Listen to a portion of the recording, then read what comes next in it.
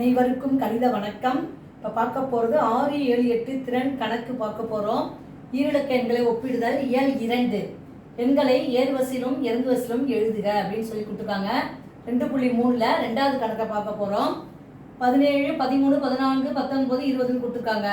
இதை ஏறுவரிசையில் ஃபஸ்ட்டு எழுத போகிறோம். ஏறுவரிசை என்பது என்ன செய்யணும்?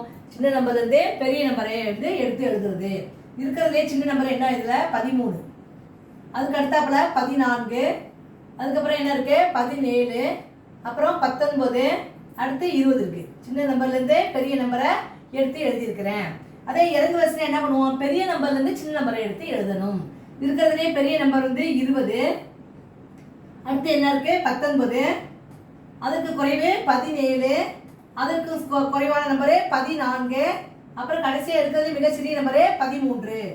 பெரிய நம்பர்லேருந்து சிறிய நம்பராக எடுத்து எழுதினால் அது இறங்கு வரிசை. புரிஞ்சுங்களா?